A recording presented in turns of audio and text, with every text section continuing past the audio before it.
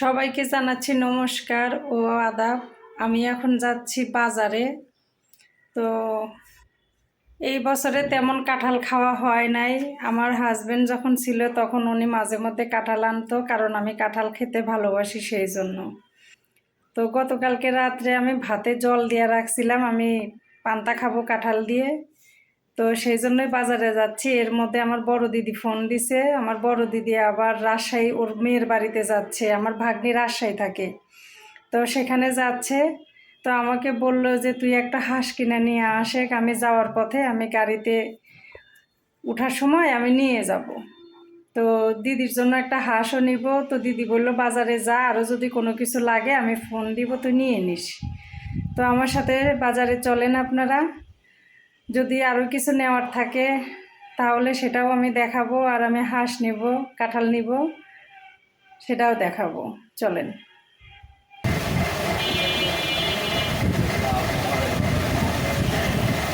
भैया आधा 4-5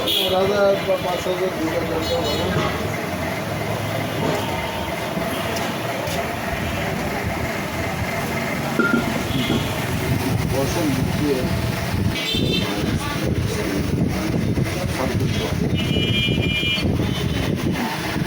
বাজারে আসছিলাম, তো মাংস কিনতে কইছে, দেশি মুরগি কিনতে কইছে, হাঁস কিনতে কইছে।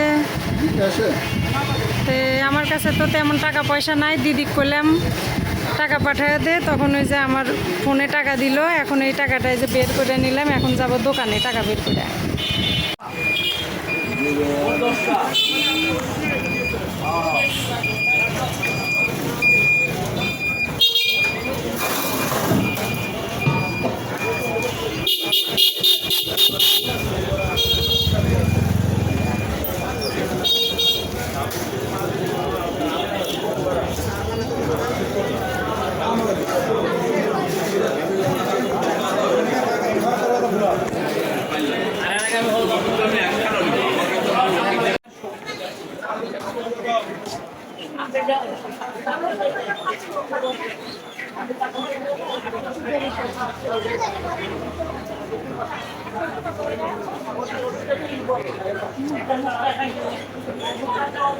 নেন, ভালো করে তুললাম।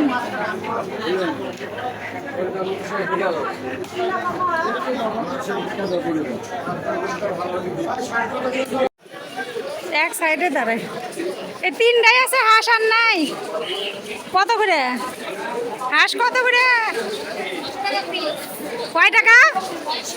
600। এই যে হাঁসের দোকানে আসলাম। না, বাজার লিব না আজকে। হ্যাঁ লিব। ইলিশ কত করে? কত? পরে এসে লিব নি। আচ্ছা, একটা হাঁস নিয়ে যাই, কি কয়?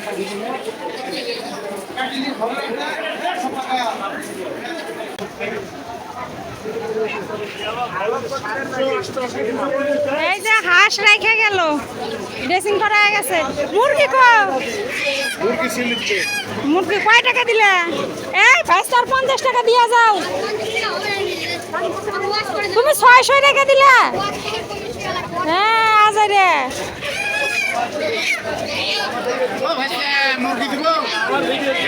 বিশাল সামনে রেখে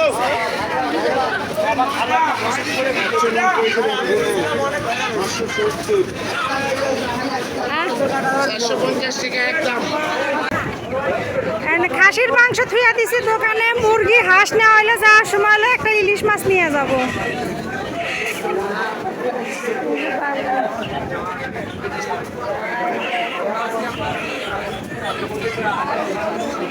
কি হয়েছে হাতে?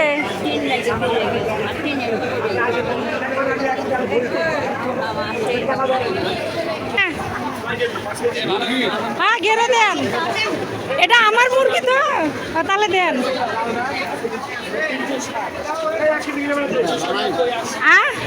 ভিডিও করেছি আমি। হ্যাঁ হ্যাঁ, হাঁস হ্যাঁ না, তো মুরগির দাম কয় টাকা রাখবেন নি? 600 টাকা রাখেন। ওখানে 400 আছে আর 200 দিচ্ছে। টাকা 600 দিছি, মুরগির দাম আর 1 টাকাও দিব না। আর দিব না, হলো না, কোনো দাবি রাখবেন না, আমি কোনো টাকা দিব না। হ্যাঁ আচ্ছা, লেখা রাখেন। হ্যাঁ হ্যাঁ, লেখা রাখেন।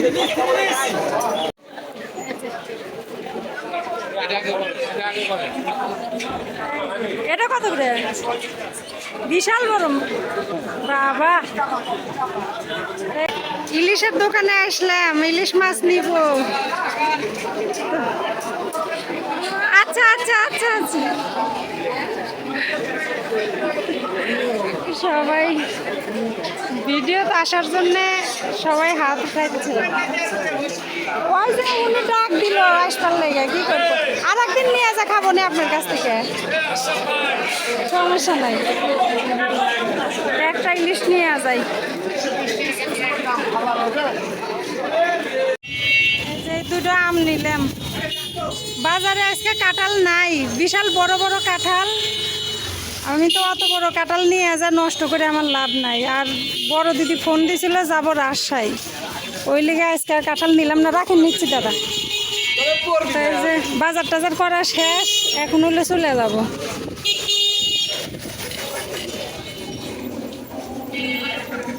এই যে দুইটা আম নিলাম খালি, ব্যাস। বাজার থেকে সব কিছু নেওয়ার পরে বাসায় গেছিলাম। বাসায় যাওয়ার পরে দিদি বলতেছে যে তুই তো বের হয়ে চলে আসবি, তো একটা কাজ কর, তুই একবারে রেডি হয়ে চলে আসে, তোকে সাথে করে নিয়ে রাজশাহী যাব। তো ভাগ্নেও আমাকে ফোন দিছে, দিয়ে বলতেছে যে মাসি আপনি চলে আসেন, আপনি নিয়েও রাজশাহী যাব। তো কি আর করা, আমি একবারে রেডি হয়ে বের হয়ে চলে আসছি। আমি এখন আমাদের নাটোর হরিশপুর বাইপাসে দাঁড়ায় আছি বড় দিদির জন্য। তো বড় দিদি আসলেই রাজশাহী চলে যাব ভাগ্নির বাড়িতে। রাজশাহীর গাড়ি তুলছি, ভাগ্নির বাড়ির থেকে ঘুরে আসি।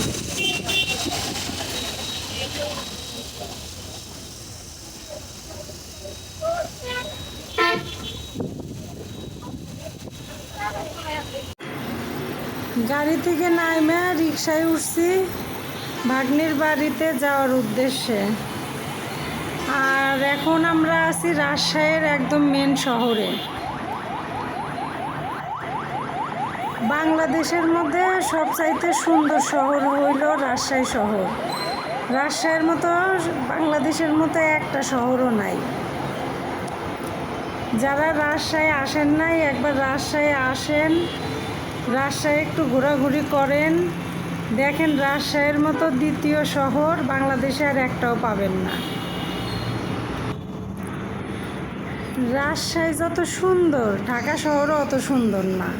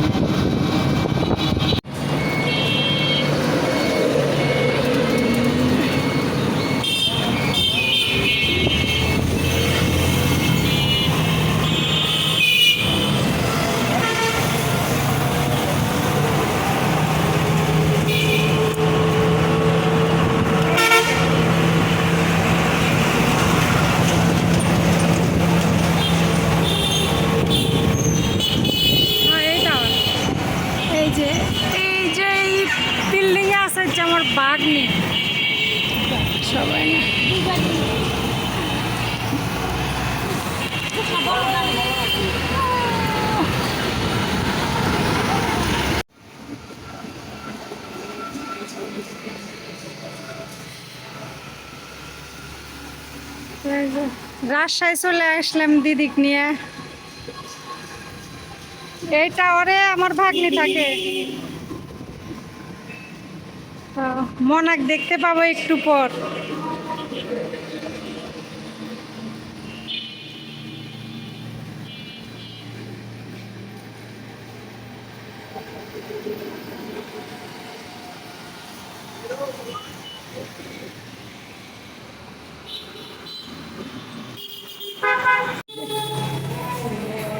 এই যে লিফট দিয়া উঠা লাগি কেমন করেছে সুমনের দিকে। এই যে এ বাবা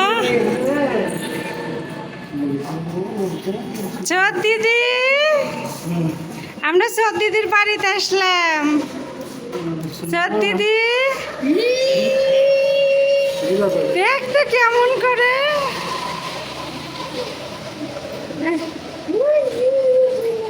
নামা লাগব।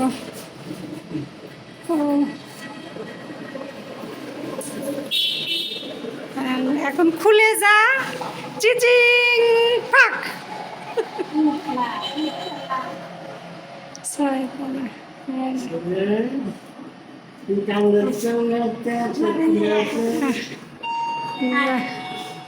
জানিচ্ছি এই যে বাস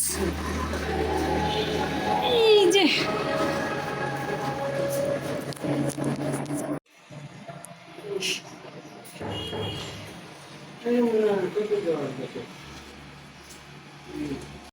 এই যে ভাগ্নিরা ছয়তলার থেকে আসলাম। না আসেনি। এই যে রাজশ্রীর বাড়ি চলে আসলাম। ভিডিওটা কেমন ছিল অবশ্যই কমেন্ট করে জানাবেন। তো আগামী ভিডিও দেখার অপেক্ষায় থাকবেন। সবাইকে ধন্যবাদ জানিয়ে এখানে শেষ করে দিচ্ছি।